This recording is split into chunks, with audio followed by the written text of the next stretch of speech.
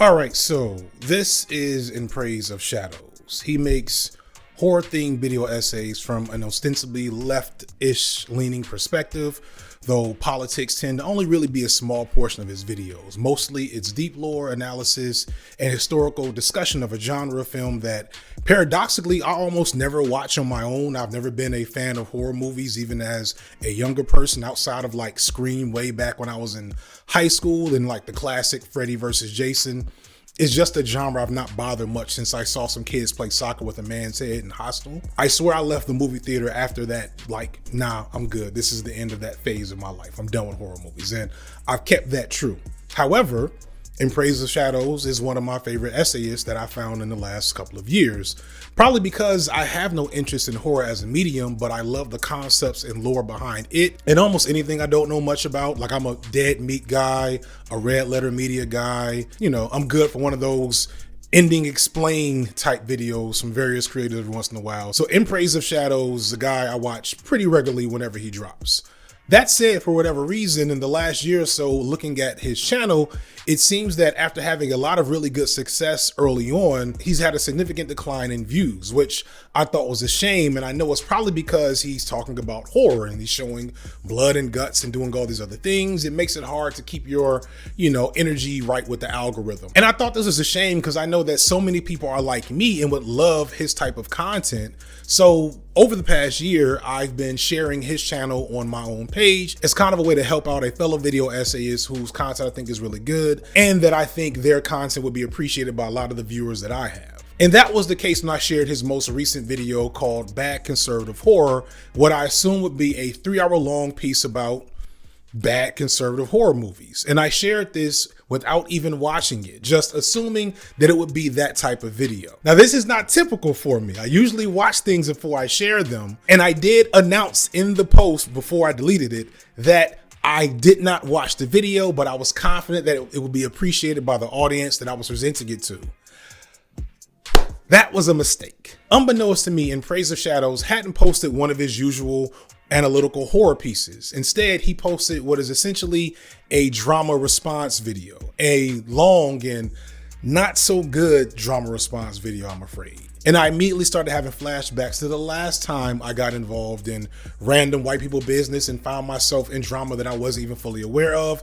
It is not fun. It has happened way too much for me. It happened so much, in fact, that I did my own 3-hour-long drama video a little over a year ago. And it wasn't just addressing drama that I had been attached to at one point in time. It was also a bit different. At least that's what I was trying to do with it. And those who actually watched it and didn't just react to it, we'll get you motherfuckers in a second, would have recognized that it was a little different than your usual drama video. My drama video was a bit of a meta commentary on the nature of drama on YouTube and spent a lot of time specifically talking about the leftist progressive section of YouTube that I belong to.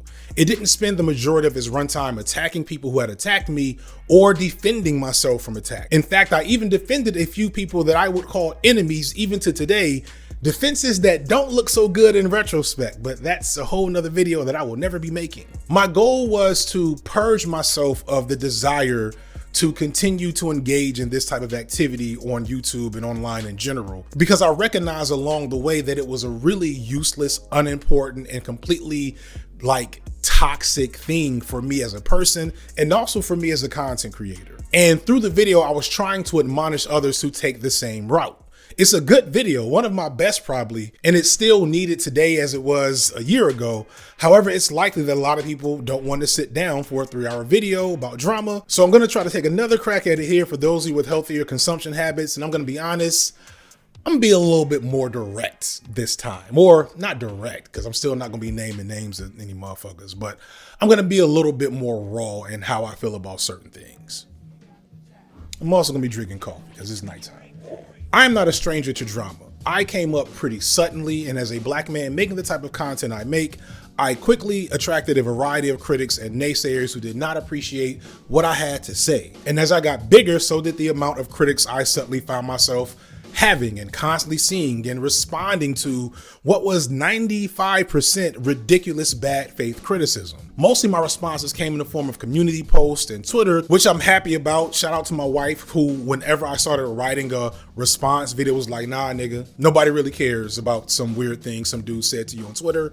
That's not what got you views in the first place. Don't do that.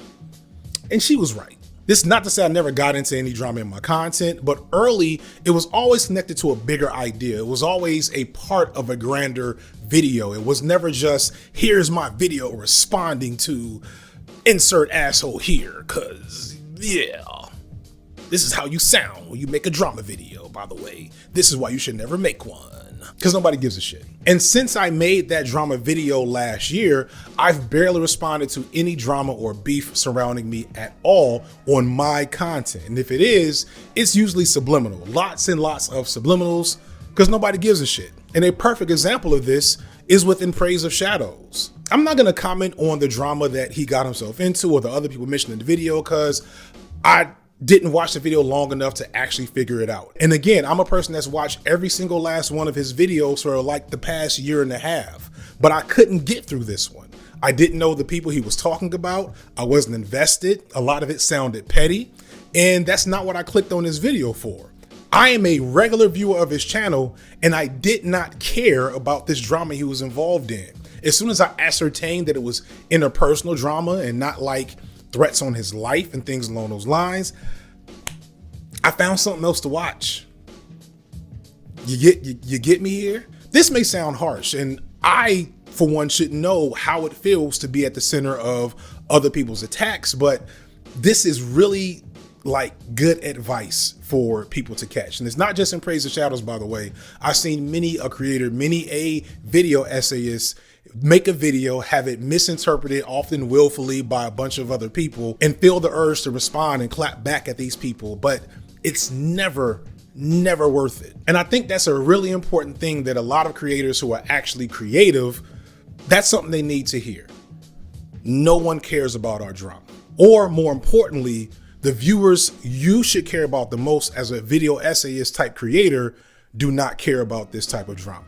That is lesson number one about most YouTube drama if you're actually talented at making videos, or at least drama regarding a lot of people in my sphere of influence who like the type of content I make and consume. Like if you're over here watching me, you probably don't actually care about drama. You'll watch maybe one or two videos, but that's not what you came here for.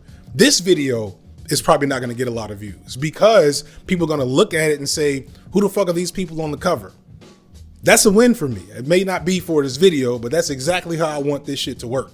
That video about drama that I spent months working on, that's nearly 3 hours long, has half as many views as another video I did a few months later about an obscure rapper from the late 90s that nobody has ever heard of, because people really don't watch me for drama. And it's funny because whenever you make a video engaging in drama, people accuse you of doing it for the views.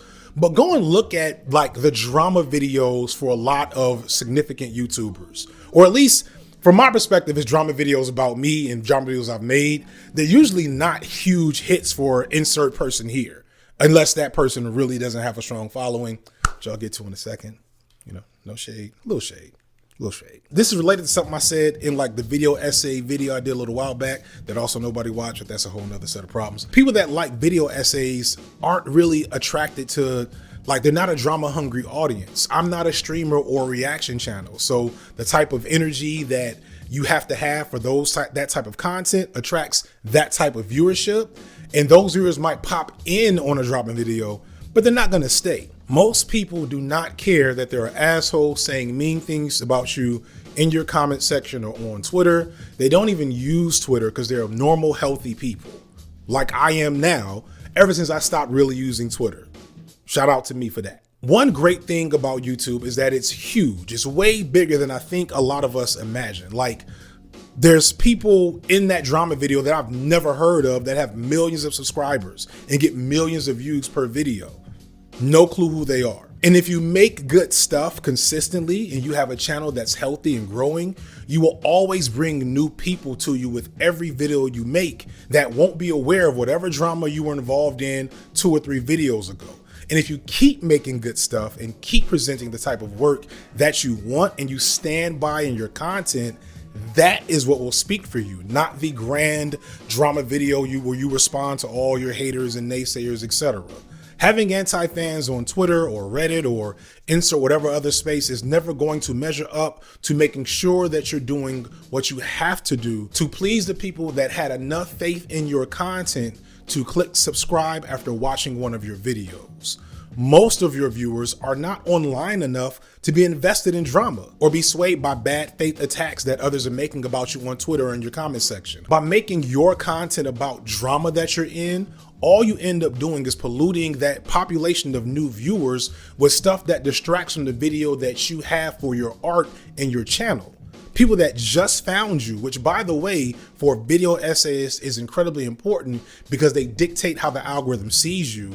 Those people that are new to your channel will now stop responding to the content that you truly stand behind and take a sabbatical to figure out what drama you were in last month or months ago. They're trying to figure out why a couple of months ago you were in a Twitter fight with anime avatar guy number 684 about whether or not this bizarre, uncharitable interpretation of something you said is valid or not. And it doesn't seem valid most of the time in isolation.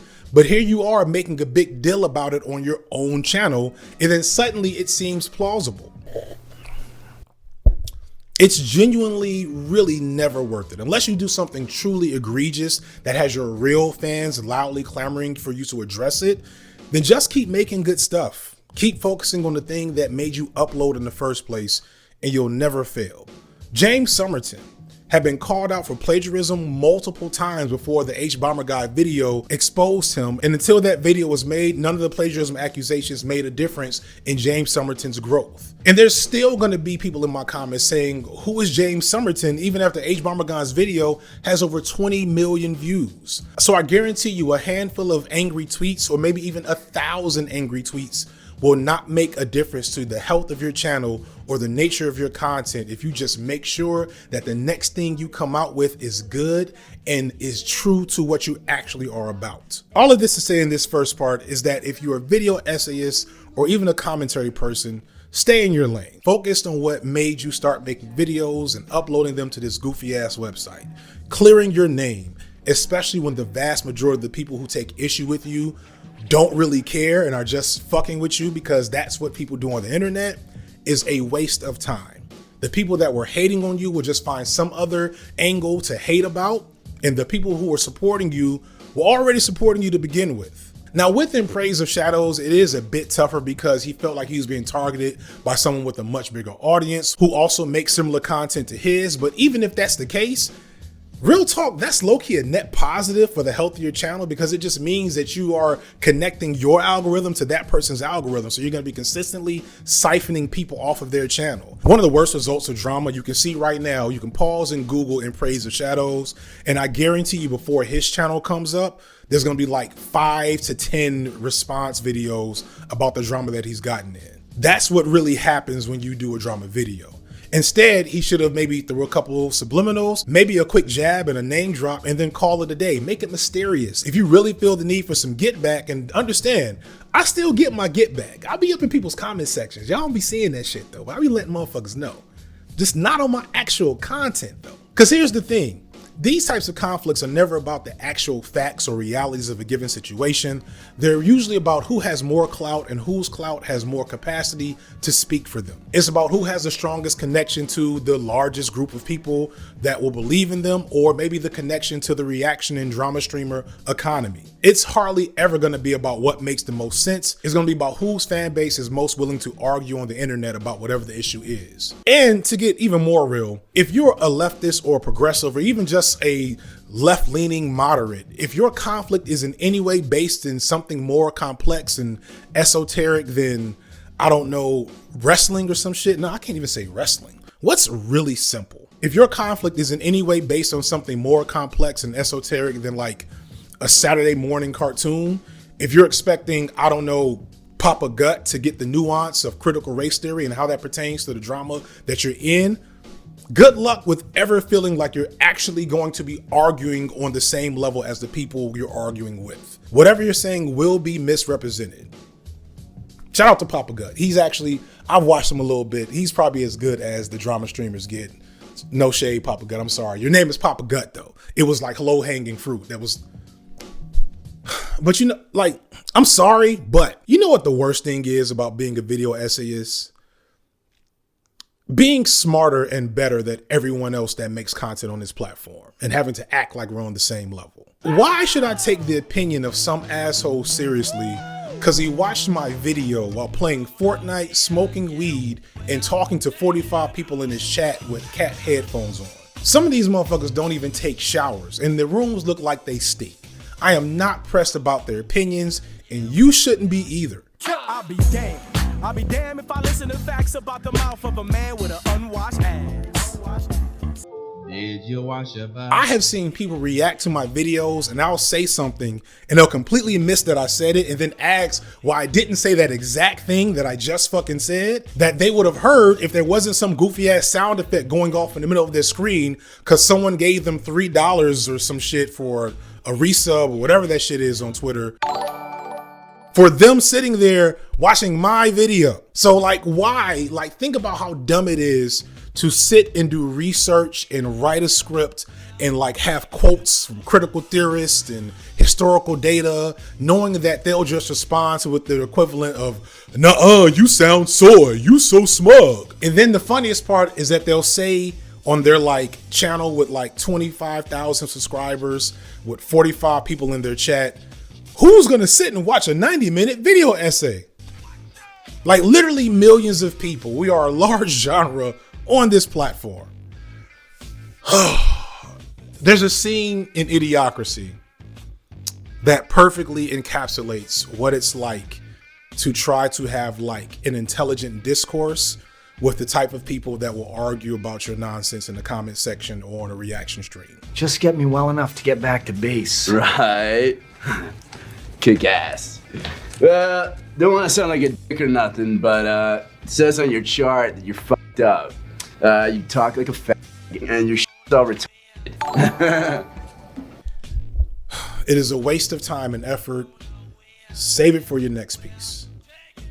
If you're not a true drama creator, then you don't have the audience that cares or is invested in drama.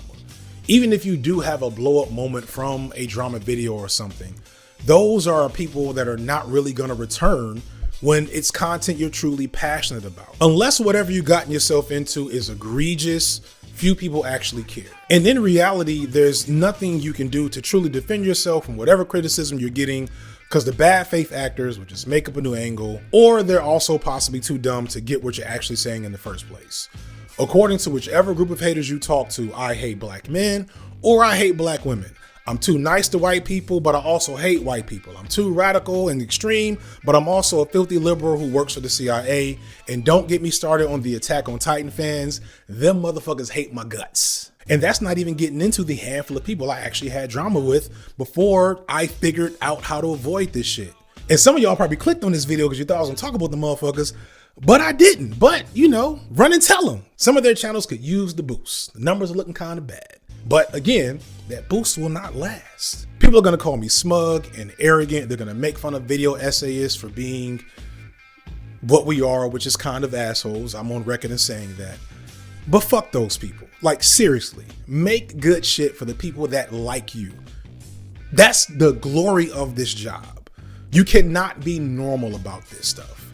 And the bigger you get, the more not normal you must be, because you're not in a normal situation. In a normal situation, if a person has a problem with you, it's just probably one person, and you probably have a decent understanding of how their problem was developed and how to respond. If this were a normal situation and some of these people saw you on the street, they wouldn't have the balls to talk to you in person like they do on Twitter or in your comment section. If it were normal, defending yourself like In Praise of Shadow did would make sense, but we're video essayists and we're not normal. So you have a 25% chance at best at understanding this reference. The right way to handle shit like this is to just endure the drama cycle, then go back to making good content. Within a week, someone else will do something bad. The creators who depend on drama will have to move on because unlike you, they're not all that creative. They don't have anything interesting that they can produce on their own. They need us. So let these motherfuckers starve. Just be on your best behavior. Like, don't do any really problematic shit that will actually get you canceled by your real audience.